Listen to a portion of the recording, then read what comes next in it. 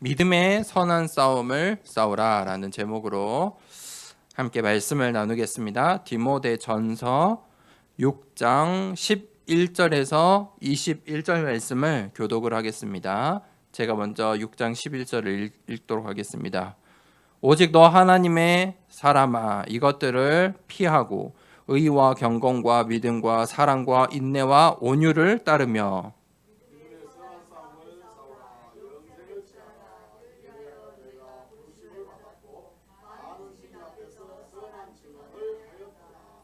만물을 살게 하신 하나님 앞과 본디오 빌라도를 향하여 선한 증언을 하신 그리스도 예수 앞에서 내가 너를 명하노니,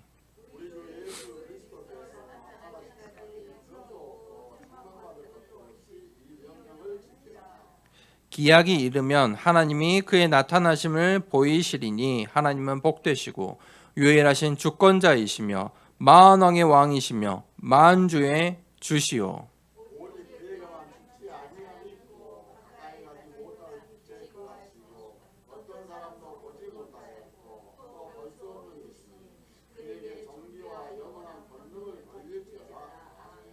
내가 이 세대에서 부한 자들을 명하여 마음을 높이지 말고 정함이 없는 재물에 소망을 두지 말고 오직 우리에게 모든 것을 후히 주사 누리게 하시는 하나님께 두며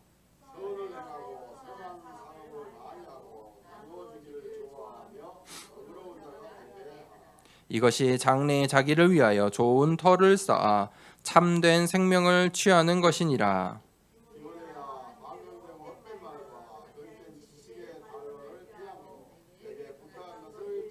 21절 함께 읽겠습니다. 그것을 따르는 사람들이 있어 믿음에서 벗어났느니라. 은혜가 너희와 함께 있을지어다. 아멘. 하나님의 말씀을 우리가 어떤 말씀인지 잘 알고 있어야 됩니다.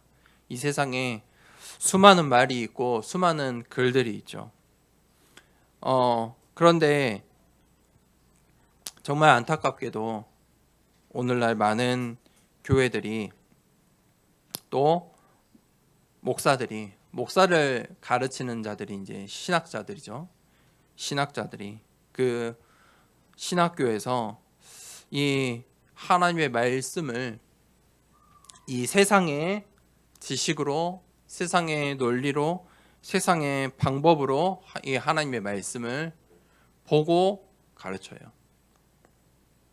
이 학문을, 신학을 어떤 한 학문으로 가르친단 말이에요.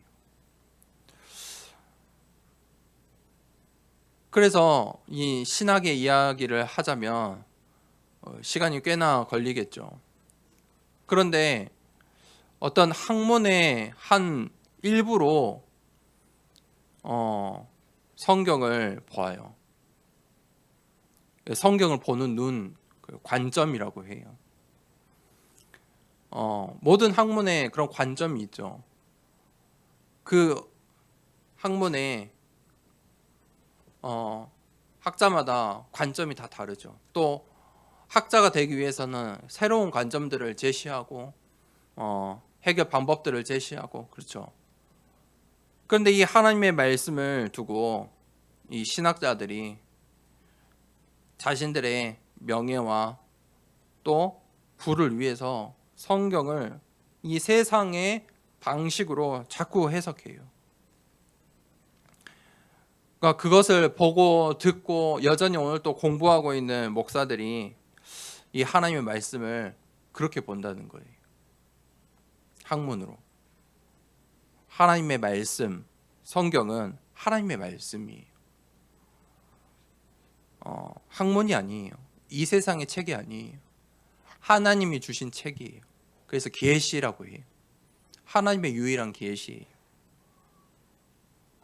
그러니 이 성경을 보는 이 관점이 완전히 달라야 돼요. 세상의 책을 읽고 공부하는 그 기준으로, 수준으로는 하나님의 말씀인 이 성경을 볼 수도 없고 이해가 될 수도 없고 이게 무엇인가 해요. 글을 읽어도 알 수가 없어요. 영적인 책이에요. 영적인 이야기를 담고 있어요. 하나님의 말씀이 처음 시작이 어떻게 해요? 창조의 말씀이에요. 이 하나님의 말씀이 창조의 말씀이에요. 창세 전부터 이 하나님의 말씀이 있었고 이 말씀이 영원히 성취돼요. 창조의 말씀이다. 창조가 무엇입니까? 우리에게 없는 거예요. 사람에게 없는 거예요. 무에서 유를 만들어내는 거예요. 사람들은 무에서 유를 만드는 게 아니에요. 그렇죠? 있는 자원을 가지고 아직 개발하지 못한 것들을 발견하고 그것을 활용하는 거예요. 무에서 유가 아니에요. 있는 것들을 조합해서 새로운 것을 만들어내는 것이지 무에서 유를 만들 수가 없어요. 창조는 하나님의 능력이에요. 하나님 말씀은 창조의 말씀이에요. 또 이 하나님의 말씀은 빛의 말씀이에요. 하나님께서 이 세상에 창조하실 때 무엇을 만드시냐? 어둠 가운데 빛을 만드시고 그것을 구분하셨어요. 빛. 이것은 우리가 이 빛이 없으면 어떻게 됩니까? 빛이 없다고 생각해 보세요. 굉장히 이 하루도 살 수가 없어요. 빛이 없으면. 그래서 옛날에 시골에 가면 7시, 6시 반, 7시 제가 어렸을 때 시골에 할머니 집에 잠깐 살았는데 7시 넘어가면 다 어두워요. 빛을 켤 수 있는 시대였어도 불을 다 꺼요. 할 일이 없어요. 저녁에는 할 일이 없어요. 나가도 할 일이 없어요. 밖에 나가면 빛이 없는 이 산에서 빛이 없는 이 바닷가는 굉장히 무서워요. 굉장히 이 새벽에 바다를 보면 굉장히 두려워요. 그게 정상이에요. 그것을 아름답다고 생각하면 큰일 나는 거예요. 정말 무서운 거거든요. 새벽 중에 산에 있으면 굉장히 무서워요. 누군가 옆에 있으면 괜찮죠. 빛은요, 생명이에요. 빛이 있기 때문에 우리가 생명력이 살아나는 거예요. 의미가 있는 거예요. 단순히 육신의 빛도 그래요. 생명의 빛이에요. 하나님의 말씀은 생명의 빛이에요. 이 말씀 가운데서 빛이 나고 있어요. 생명의 빛이 나고 있어요. 이 말씀이 어떤 말씀입니까? 이 성경이 말하는 게 무엇입니까? 사람들이 그거를 몰라요. 교회를 100날 다녀도 성경을 100번 읽어도 성경을 주신 이유를 알아야죠. 그 책의 줄거리, 그 책을 쓴 이유를 발견해야죠. 그렇죠? 작가가 글을 쓰기 위해서 무슨 이유를 가지고 글을 쓸 거 아니에요. 던지고 싶은 말이 있을 거 아니에요. 하나님께서 이 성경의 말씀을 주셨는데 주신 이유를 알아야죠. 그게 무엇입니까? 구원이에요. 그 줄거리가 구원의 길이에요. 주인공이 누굽니까? 성삼위 하나님이에요. 그게 빛이에요. 그리고 하나님께서 이 말씀으로 우리의 과거, 오늘, 미래를 인도하세요. 그게 성령 하나님의 사역이에요. 성령 하나님께서 기적으로 뭔가 우리의 그 오감으로 우리를 인도하시는 게 아니에요. 사람이 쓰러지고 요즘 이 유튜브 시대에 다시 신비주의가 확 일어나요. 자극적인 거. 그렇게 성령께서 역사하지 않으세요. 성령의 역사는 말씀으로. 생각해 보세요. 내가 이 하나님의 말씀이 믿어지고 내가 오늘 이 시간에 예배를 듣고 하나님의 말씀을 듣고 있다는 것 자체가 성령의 인도예요. 성령의 인도를, 성령의 충만함을 사람들이 오해해요. 성령의 충만함 주세요. 성령의 충만이 뭘까요? 일이 잘 풀리는 것입니까? 아니에요. 내가 오늘 하루를 시작할 때 기도로 시작할 수 있다는 거, 그 자체가 성령의 충만함이에요. 내 입술에서 내가 어려운 순간, 갈등의 순간, 선택의 순간에 하나님을 고백하고 하나님의 말씀을 생각해 본다는 것 자체가 성령의 충만함이에요.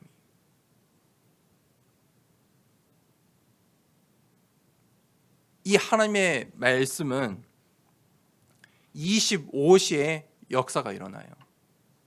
배경을 가지고 있어요.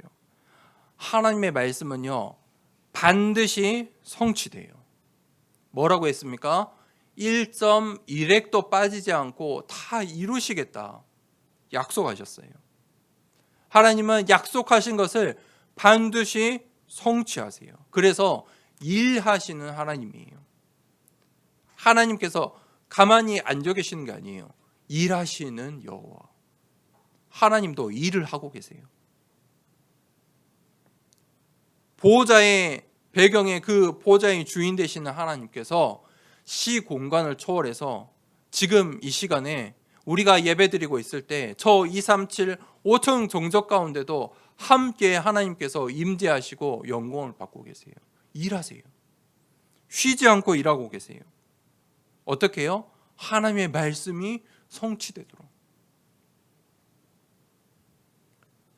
이 하나님의 말씀이 어떤 것인지 이 하나님의 말씀으로 우리가 각인이 되어야 돼요. 하나님의 말씀에 각인이 되지 않으면 내 인생에 무엇이 나오냐? 내 생각이 나와요. 너무 당연한 거잖아요. 내 기준이 나와요. 그게 내 수준이에요. 그러니 그 수준대로 선택할 수밖에 없어요.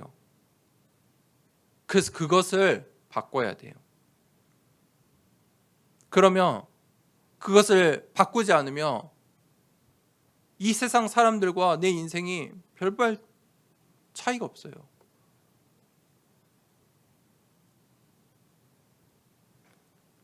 복음으로 우리가 완전히 답을 내려야 돼요. 이 복음으로만 우리의 근본이 바뀔 수가 있어요.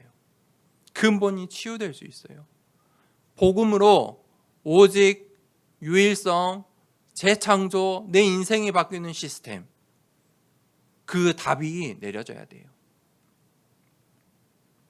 그래서 오늘 바울이 디모데 전서를 마무리하면서 이 편지를 마감하면서 뭐라고 했습니까? 디모데에게 오늘 첫 번째 대지에 너 하나님의 사람아, 오직 너 하나님의 사람아. 무슨 말입니까? 정체성이. 세상에서 가장 중요한 학문, 지식이 있다면 무엇일까요? 모든 지식인들은 철학이라고 말할 거예요. 철학이 없는 학문이 없어요. 모든 학문을 배울 때 철학을 배워요. 문과든 이과든 예술을 하든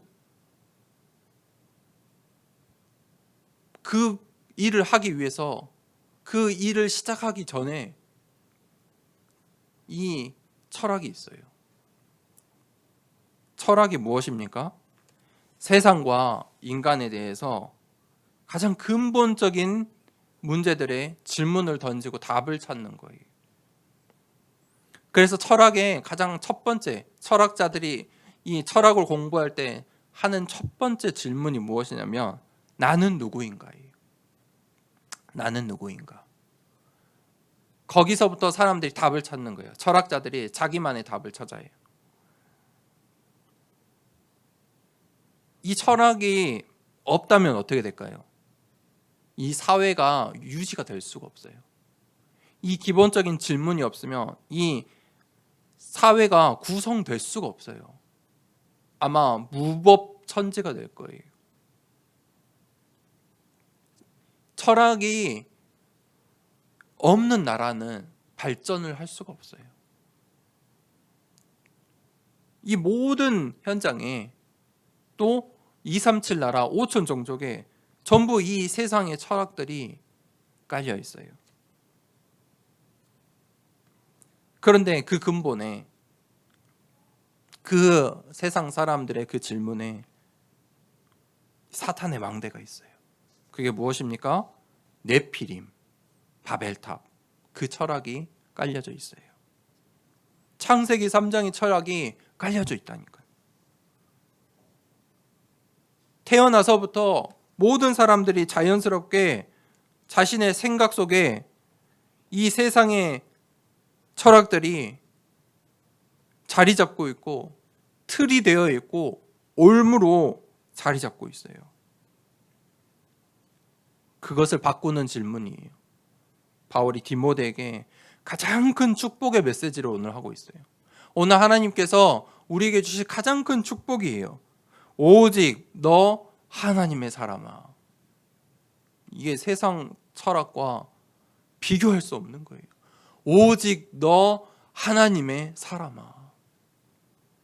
이것보다 큰 복이 있습니까? 너는 이 세상 사람들이 아니야. 지금 그 에베소 사람들, 에베소 교회에서 서로 싸우고 있는 그 정도 사람이 아니야. 너는 오직 하나님의 사람이야. 나는 이 세상 사람들과 달라요. 하나님의 사람이에요. 그래서 이것들을 피하고, 지금까지 디모데 전서에서 쭉 말한 거, 저번 주에 말씀들, 그것들을 피하고 의와 경건과 믿음과 사랑과 인내와 온유를 따르며, 하나님의 사람이니까 세상 사람들과 다르게, 세상 사람들은 저번 주에 뭐라고 했죠? 욕심과 욕망과 일만하게 뿌린 이 돈을 따라간다. 그런데 그것과 전혀 다른 말이잖아요. 의와 경건과 믿음과 사랑과 인내와 온유를 따라가라. 왜요? 시작이 달라요. 첫 질문이 달라요. 오직 너 하나님의 사람아. 그러면서 12절에 믿음의 선한 싸움을 싸우라. 영생을 취하라. 이를 위하여 내가 부르심을 받았고 많은 증인 앞에서 선한 증언을 하였도다. 성경적인 이 성경적 세계관이 분명히 나오죠. 하나님의 나라, 사탄의 나라, 세상의 나라가 있어요. 성경을 보는데 이 성경적인 세계관을 잘 발견하셔야 돼요. 바울이 그것을 이야기하고 있어요. 영생을 취하라. 영적인 사실들이 있다는 거예요. 영적인 싸움을 싸우라는 거예요. 이 세상의 세계관은 무엇입니까? 나, 그리고 내가 속한 공동체. 완전히 똑같아요. 창세기 3장, 6장, 11장. 나, 그리고 내가 갖는 것, 나의 문화들, 내 피림, 그리고 우리라는 공동체, 우리의 나라, 민족. 그게 세상의 세계관이에요. 그러니까 목사들이 욕을 먹고 한국교회 목사들이 엉뚱한 말을 하는 이유가 있어요. 이것으로 성경을 보니까, 이 세상의 세계관으로 성경을 보니까 엉뚱한 소리가 나오는 거예요. 이해하셔야 돼요. 그것을 이해할 수 있어야 돼요. 이 세상의 철학의 관점으로는 그게 중요하다니까요. 내가 중요하고요. 나의 것이 중요하고 우리라는 게 중요해요. 그런데 이 세상의 철학들이 모르게 하는 게 있어요. 그게 바로 영적인 사실이에요. 영적인 사실만 모르게 해요.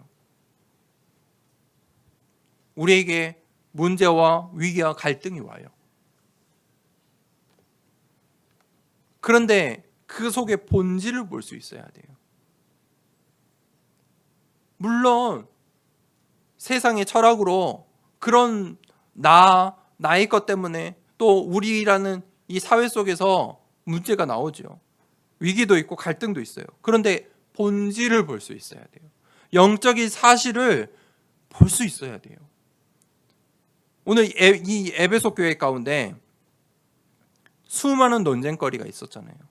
그래서 지금 디모데를 목회자로 그 에베소 교회에 파송하는 거예요. 메시지를 주고 바울이 파송해요. 왜 그럴까요? 그 교회 안에서 전부 세상의 질문을 하고 세상의 방식으로 해결하려고 하니까 교회가 시끌벅적한 거예요. 갈등하는 거예요. 이 에베소라는 이 도시에 수많은 철학들을 가지고 질문하기 시작하는 거예요. 다른 말로 말하면 육신적인 질문으로 서로 싸우는 거예요. 저 시장에 있는 우상숭배하고 나온 고기들을 먹어야 되냐, 먹지 말아야 되냐, 교회 안에서 예배드리는 성도들의 이 여자 성도들의 머리를 가려야 되느냐, 가리지 않아도 되느냐, 지금 막 고민되시죠. 근데 신학교 가면 그런 것 가지고 열띤 토론을 한다니까요. 이게 우리에게 지금 세상이 우리에게 던지는 질문들이에요. 목사가 이렇고 중직자가 이렇고 저 교회가 이렇고 계속 그런 질문을 우리에게 던져요. 그 질문을 바꿔야 돼요. 오늘 하나님께서 뭐라고 하셨습니까? 오직 너 하나님의 사람아, 선한 믿음의 선한 싸움을 싸워라. 이 말을 조금이라도 알아들으며 감사한 거예요. 그래도 내가 영적인 눈이 열려 있다는 거예요. 그래서 뭐라고요? 영생을 취하라. 너의 신분을 바꿔라. 이를 위해서 너가 부르심을 받은 것이다. 너가 그 증인이 되어라. 그게 11절, 12절이에요. 두 번째 대제, 우리 주 예수 그리스도. 이 디모데전서에 바울이 이 디모데가 얼마나 중요한 제자입니까? 아들이잖아요. 영적인 아들이. 디모데에게 이 디모데 전서 후서에 어떤 말씀을 담았겠습니까? 가장 중요한 복음을 내가 가장 사랑하는 제자에게, 이 디모데에게, 자신의 아들에게 쓴 편지예요. 이 디모데전서에 무엇이 잘 나타나 있냐? 바로 그리스도. 제가 성경 구절을 다 기록해 놨어요. 한번 집에 돌아가셔서 꼭 찾아보세요. 이 성경 말씀의 이 말씀의 주인공, 그 성삼위 하나님이 하시는 그 일을 알아야 돼요. 그런데 오늘날 많은 신학자들이, 목회자들이 계속 이 성경을 보면서 다른 질문을 한다니까요. 정말 요즘은 이 메시지도 홍수잖아요. 인터넷에, TV에, 라디오에. 그래서 사람들이 그거 들으니까, 야, 저 목사님 말을 잘하네. 저렇게 살면 참 좋겠다. 무슨 말입니까? 그게 사람들이 원하는 설교를 하고 있다는 거예요. 사람들이 많은 세상 사람들이 말씀을 들을 때 저 목사는 무슨 말을 하는 거지? 좀 말씀이 어렵다. 이해할 수 없는 이야기를 한다. 나와 좀 다르다. 이런 말씀이 선포돼야 맞는 것 아니겠습니까? 하나님의 말씀 자체가 세상 사람들과 세상 사람들이 쉽게 알 수 있는 말씀이 아니에요.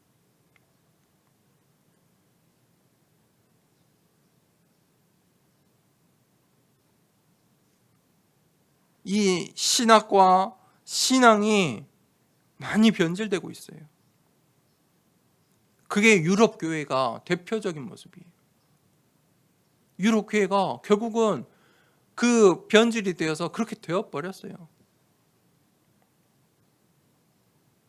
교회에 할머니들밖에 안 남아 있어요. 교회가 그냥 그 오래된 그 건축물 유지하려고 그냥 관광 명소로서만 있다니까요. 기념 교회로서 있어요. 복음이 없어요.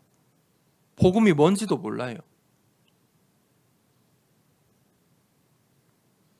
기독교 안에 얼마나 수많은 교단들이 있어요. 교단이 무엇이냐면 신학적인 차이가 있다는 거예요. 성경을 보는 관점이 다르다는 거예요. 그게 교단이에요. 교단이 목사님 왜 한국 교회에 많은 교단들이 있습니까? 목사들 간의 정치적인 이유도 있어요. 그렇지만 가장 중요한 것은 신학적인 차이예요. 그래서 그 신학적 차이 때문에 그 교단을 쉽게 합칠 수가 없어요. 왜? 성경을 보는 관점이 다르니까, 다르기 때문에. 목사님들이 설교할 때는 다 똑같고 비슷한 것 같은데 신학이라는 관점을 보고 그것을 두고 보면 차이가 나요. 색깔이 너무 달라요. 같이 할 수가 없어요. 성경을 보고 질문도 다르고 답도 다르기 때문이에요. 하나님의 말씀을 보는 눈, 그 영적인 눈이 있어야 돼요. 오늘 너 하나님의 사람아, 이 하나님의 자녀에게 주시는 말씀, 그 말씀이 어떤 말씀인지 알아요. 그게 13절에서 쭉 16절까지 나오는 거예요. 하나님 자녀에게 주시는 말씀, 그게 바로 구원의 길이에요. 구원의 길이 예수 그리스도야. 디모데전서 1장 12절에 그리스도가 나를 능하게 하시고 직분을 맡기셨다. 그리스도가 나를 살리시고 나에게 이 직분을 맡기셨다. 1장 15절에 그리스도께서 죄인을 구원하시려고 이 세상에 오셨어. 디모데전서 2장 5절에 그리스도께서는 하나님과 인간의 중보자야. 2장 6절에 그리스도께서 모든 사람을 위해서 대속물로 오셨어. 4장 10절에 그리스도께서 모든 믿는 자들의 구주가 되셔. 6장 15절에 그 그리스도께서 오늘 본문 말씀에 만왕의 왕, 만주의 주가 되셔. 그리고 다시 오실 거예요. 재림주가 되셔. 6장 16절에 영원한 것은 없어. 그런데 영원한 것, 그게 바로 빛 대신 그리스도예요. 빛 대신 그리스도만이 영원한 것이야. 그게 오늘 바울이 디모데에게 전달하고 있는 그리스도예요. 디모데 전서에 나타난 그리스도. 이게 바울이 이 편지를 쓴 핵심이에요. 너 하나님의 사람이야. 선한 싸움을 싸워.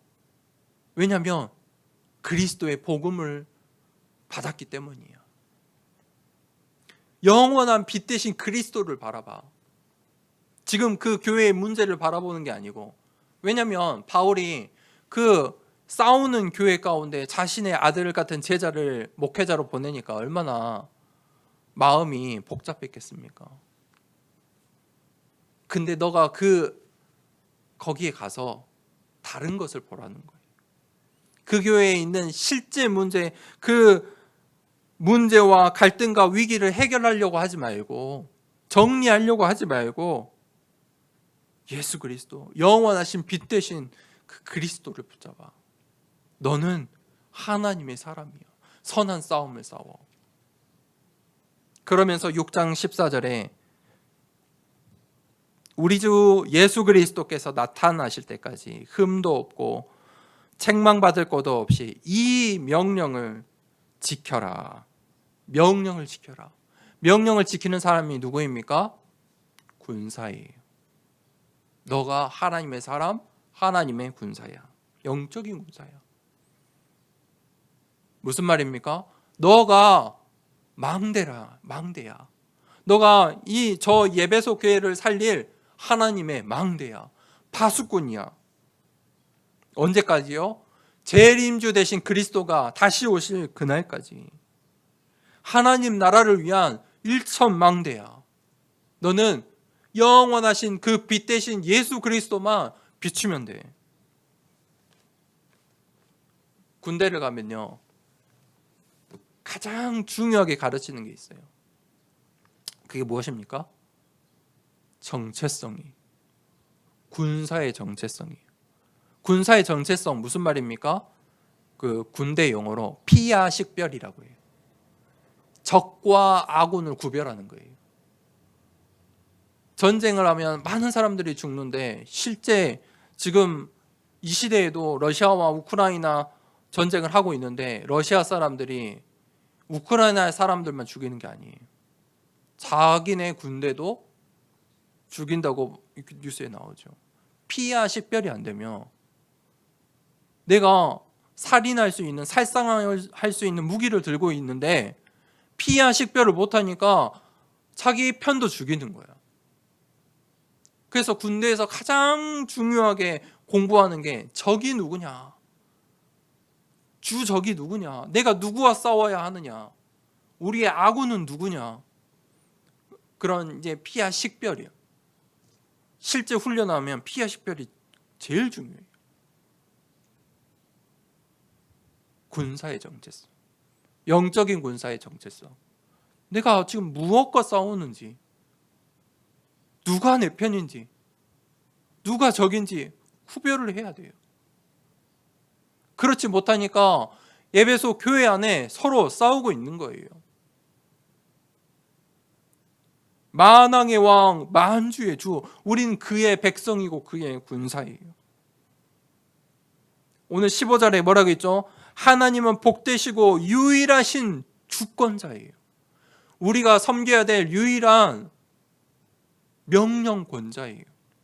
군대에 가면 그 다음 중요한 게 뭐냐면 명령이에요. 내가 누구의 명령을 받고 움직일 것인가.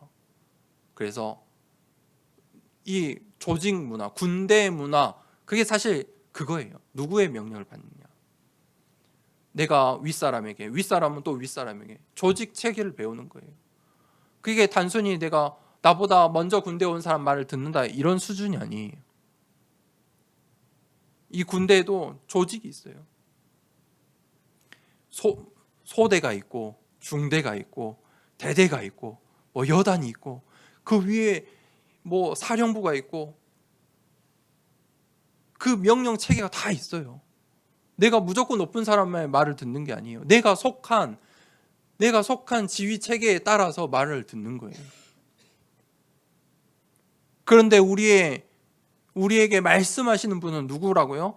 유일하신 한 명이에요. 주권자 한 명, 한 분이신 성삼위 하나님. 성삼위 하나님의 말씀, 우리 거기에 순종하는 거예요. 다른 거에 순종하는 게 아니에요. 또 있는 게 아니에요. 내 마음대로 사는 게 아니에요.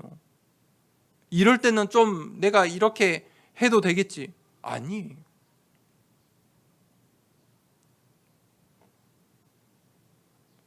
그래서 16절에 오직 그에게만 죽지 아니함이 있고, 아주 중요한 말씀이에요. 사람들이 부와 명예를 가지면 그 다음 갖고 싶어하는 게 뭐냐면 영원히 오래 살고 싶어요. 그런데 사람이 절대 가질 수 없어요.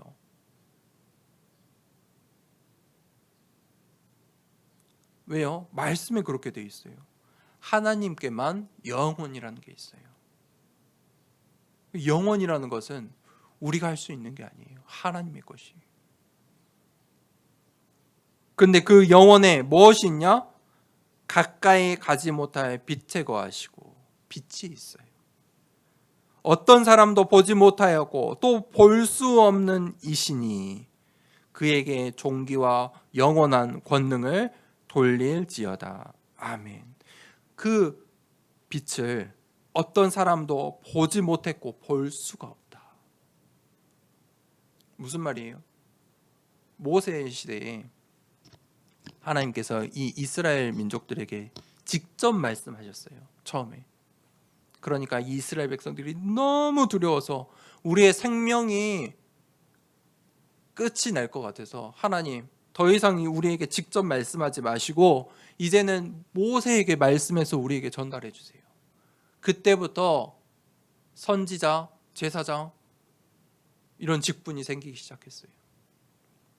그때부터 모세가 말씀을 받아서 말씀을 전달하기 시작한 거예요. 우리가 하나님을 직접 뵈고 하나님의 빛을 직접 만나보고 하나님의 말씀을 직접 들은다면 살 수가 없어요. 그런 티끌 같은 존재예요. 그 예수 그리스도의 빛, 그 빛이 생명의 빛이고 치유의 빛이에요. 그 빛이 어디에 있습니까? 예배 시간에 있어요. 말씀 속에 있어요. 그 빛을 가지고 뭐 하라고요? 일천망대를 세우래요. 그 빛을 내가 나의 현장에 망대로 서 있기만 하면 빛이 비춰지는 거예요. 그 명령을 지켜라. 세 번째 대지예요. 17절에서 마지막 절까지 이제 바울이 디모데에게 내게 부탁한 것을 지켜라. 그러면서 뭐라고 합니까? 소망을 하나님께 두라. 사람들은 소망을 어디에 두냐면 꽃에 둬요. 꽃. 지금 우리 교회 옆에 저 선원지구에 가면 코스모스랑 유채꽃이 엄청 예쁘게 펴 있어요.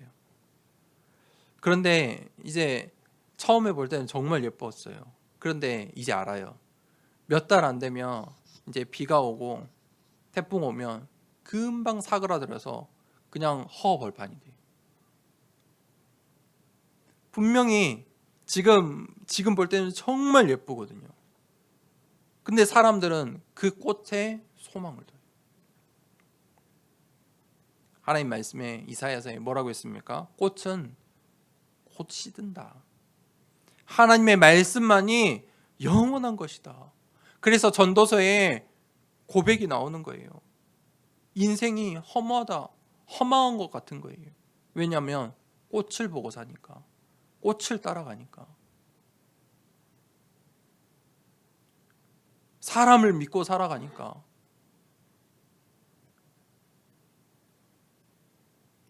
교회에서 목사를 믿고 목사 보고 따라가니까, 목사가 가자는 대로 가니까 지금 어디에 서 있는지 몰라. 그냥 목사 믿고 가는 거예요. 그렇게 하지 마세요. 저 믿지 마세요. 하나님 말씀을 믿으세요. 저 중직자 보니까 중직자가 왜 저래? 사람들이 실망하고 교회를 떠나요. 그렇지 마세요. 그것 때문에 신앙생활 했어요. 왜 이 세상의 꽃을 보고 사냐고요. 왜 거기에 소망을 두냐고요. 그것은 시들 거예요. 영원한 것은 오직 하나님의 말씀뿐이에요. 그러니까 세상 사람들은 소망을 곧 부러질 것들에 두는 거예요.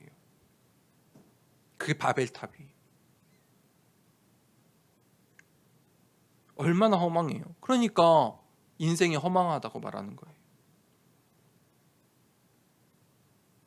우리는 알파와 오메가 되시는 하나님께 소망을 둬야 돼요. 처음과 마지막 되시는 하나님께 소망을 둬야 돼요. 영원한 빛 대신 그 그리스도를 붙잡아야 돼요. 그래야 부러지지 않아요. 하나님께만 답이 있어요. 진리가 있어요.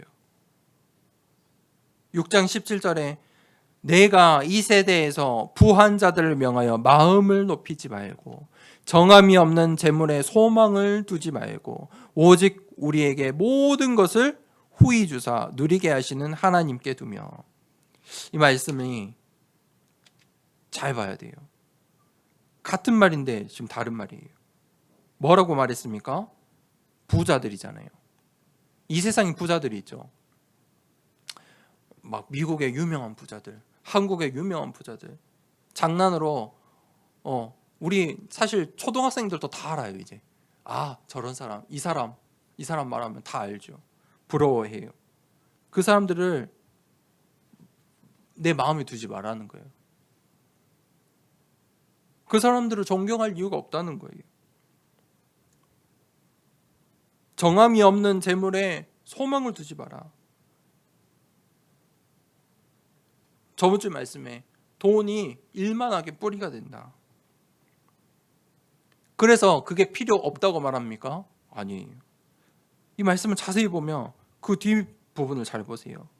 그런데 이 모든 것을 후히 주신다. 누가요? 하나님께서. 부러워하지 마라. 그 세상 사람들이 가진 거 부러워하지 마라. 그것을 하나님이 주셔. 그 하나님이 주시는 빛의 경제에 소망을 둬야 돼요. 그것을 후히 주시는 하나님께 소망을 두라. 하나님께 소망을 둔 자, 하나님께서 주시는 빛의 경제 축복을 받을 수 있어요.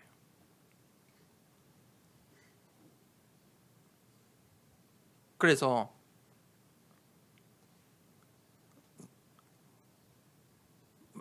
여전히 오늘 예전부터 한국교회에 뿌리 잡고 이 뿌리 내려 있는 게 뭐냐면 목사가 좀 못 살아야 된다.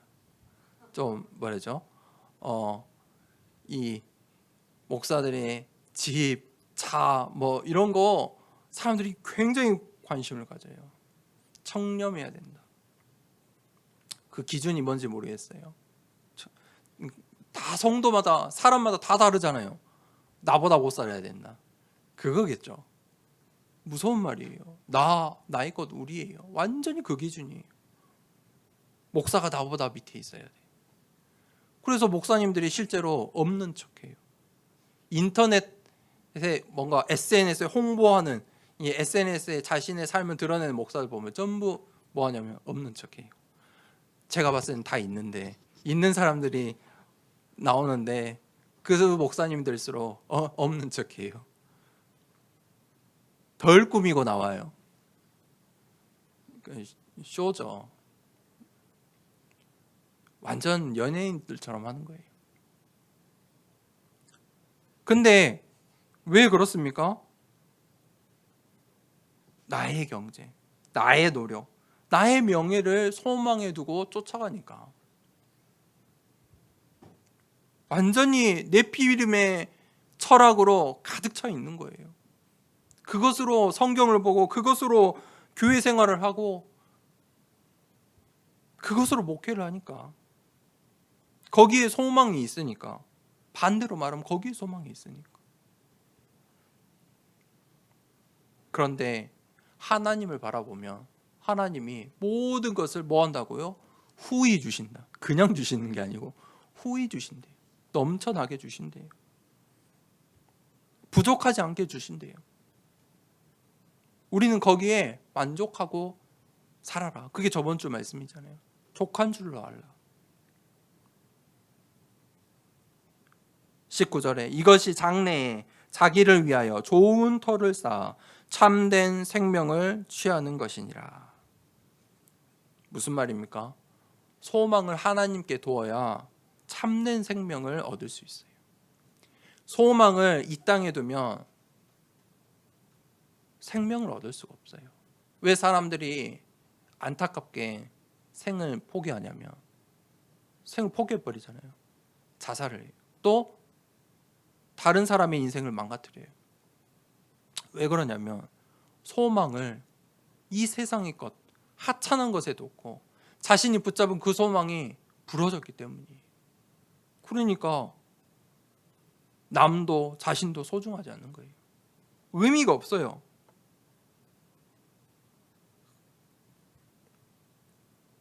돈을 붙잡으니까 일만 악의 뿌리가 되는 거예요. 소망을 어디에 두라고요? 하나님께 두라. 그러면 우리가 그 좋아하는 그 꽃들이 다 그 속에 있어요. 그 모든 것을 그냥 누리는 거예요. 소망이 아니에요. 누리라고 주신 거예요. 후히 주신다. 그게 하나님이세요. 소망을 어디에 두라고요? 하나님께 두라.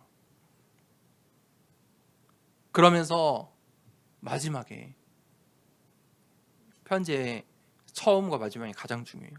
20절, 21절에 디모데야 망령되고 헛된 말과 거짓된 지식의 반론을 피하므로 내게 부탁한 것을 지키라. 이것을 따르는 사람들이 있어 믿음에서 벗어났느니라. 은혜가 너희와 함께 있을지어다. 아멘. 소망을 이 세상에 둔 자들은 공허하고 허무할 수밖에 없어요. 바벨탑을 쌓는 거예요. 장망성이에요. 장차 망할 성이에요. 그냥 여리고 안에 있는 거예요. 그 사람들은 어떻게 살아가요? 망령되고 헛된 말을 한다. 여기 속으면 안 돼요. 거짓된 지식의 반론을 하는 거예요. 논쟁을 만들어요. 누가 이랬대? 누가 이랬대? 이게 여기에 빠지면요 끝이 없어요. 인생이 생각이 벗어날 수가 없어요. 아주 자극적인 말 하나가 탁 내 귀에 들어오잖아요. 벗어나질 않아요. 누가 저랬대? 우리 회사에 저 사람은. 그게 정치인들이 그렇게 하잖아요. 저 사람이 저랬대. 확인도 안 됐는데 그게 세상의 방식이에요. 목사가 저랬대. 중직자가 이랬대. 저 교회가 이렇게 했대. 그거 들어가면요 신앙도 포기하고 믿음도 포기하고 인생도 포기해버려요. 사람들이. 망령된 헛된 말과 거짓된 지식의 반론을 뭐하라고요? 피하라. 이게 바울이 디모데에게 마지막으로 주는, 이 디모데 전서에서 마지막으로 하는 말이에요. 조심할 거예요. 그것 때문에 왜요? 뭐가 무너지냐면 21절에 이것을 따르는 사람들이 있어서 믿음에서 벗어났느니라. 믿음이 무너지기 때문이에요. 믿음. 무슨 말입니까? 복음만 모르게 해요. 말과 지식과 논쟁을 하는데 복음만 관심이 없어요. 예수 그리스도만 관심이 없어요. 그러니까 바울이 오늘 디모데전서에 그리스도에 대해서 지금 1장부터 마지막 6장까지 설명하는 거예요. 그게 아니야. 그리스도는 이런 분이야. 그게 아니야. 그리스도는 이런 분이야. 지금 1장부터 6장까지 바울의 이 편지의 방법을 보면 다 그 이야기예요. 세상 사람들의 방식과 그들은 이렇게 하고 있는데 그게 아니고 그리스도는 이런 분이야. 너무 다른 말인데, 너무 다른 말이니까 이게 성경을 볼 때 이해가 안 될 수도 있어요. 그런데 자세히 보면, 영적인 눈으로 보면 완전히 이해가 되는 거예요. 살리는 것은, 생명을 살리는 것은 오직 복음이다. 우리의 생명이 사는 길은, 구원의 길은 누구예요? 예수 그리스도예요. 오늘 이 말이 믿어지는 모든 성도님들 되길 축복합니다. 그러면 된 거예요. 그러면 그때부터 결론으로 세 가지가 나와요. 첫 번째는 하나님이 만드신 나. 복음으로 답이 내려지며 이제 하나님이 만드신 나, 치유가 돼요. 우리 근본이 치유돼요. 예수 그리스도가 내 인생의 모든 문제의 해결자 되세요. 믿으십니까? 아멘 하셔야 돼요. 아멘입니까? 아멘. 근데 많은 사람들이 교회에 다닌다고 하는 사람들도, 중직자들도, 심지어 목회자들도 아멘이 안 돼요. 모든 문제의 해결자 예수 그리스도. 아멘 하셔야 돼요. 왜냐하면 진짜 그거밖에 없어요. 오직이에요. 다른 길이 없어요. 다른 진리가 없어요. 오직의 길이에요. 그때만이 하나님이 만드신 내가 회복되는 거예요. 치유가 되는 거예요. 두 번째, 그때부터 하나님이 주시는 힘이 임해요. 하나님이 주시는 힘, 그게 오력이에요. 그 오력은 세상 사람들도 오력을 위해서 해요. 운동도 하고 공부도 하고 사회생활도 하고 전부 저 도서관에 가면 다 이 오력에 관한 파트들이 책으로 나와 있는 거예요. 그런데 그거 말고요. 내 노력과 나의 행함과 상관없이 하나님이 주시는 힘, 그 힘을 얻어라. 그게 유일성이에요. 그게 오늘 말씀이고 25시예요. 그거 가지고 있어야 돼요. 그걸로 우리가 현장으로 나아가는 거예요. 그러면 세 번째, 하나님이 원하시는 일이 있어요.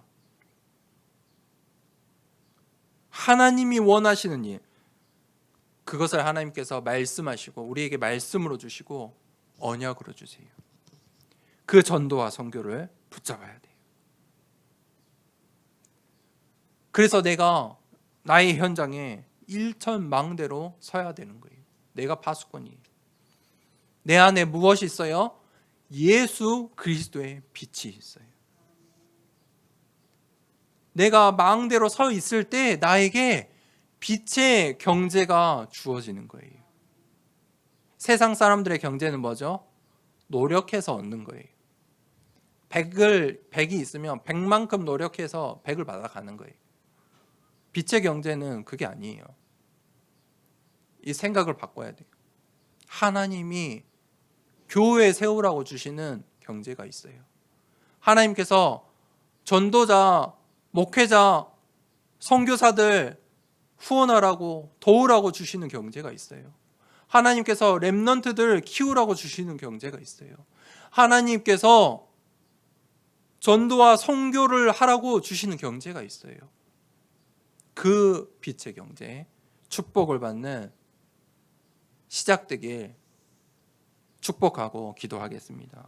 하나님이 만드신 나, 하나님이 주시는 일, 하나님이 원하시는 일 가운데 있는 인생 되길 축복합니다. 우리가 그 믿음의 선한 싸움을 함께 싸우길 원합니다. 함께 기도하겠습니다. 오늘 하나님께서 뭐라고 말씀하시냐?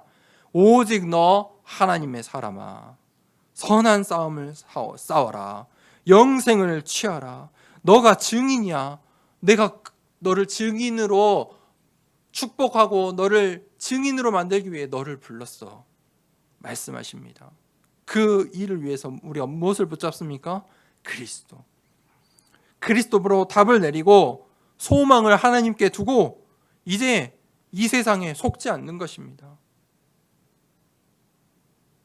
이 세상의 헛된 말과 지식의 반론들을 피하고 복음을 붙잡는 것입니다. 답을 내리는 것입니다. 하나님, 그 믿음의 선한 싸움을 싸울 수 있도록 하나님 한 주간 말씀으로 성령으로 인도하여 주시옵소서. 말씀을 붙잡고 함께 기도하겠습니다.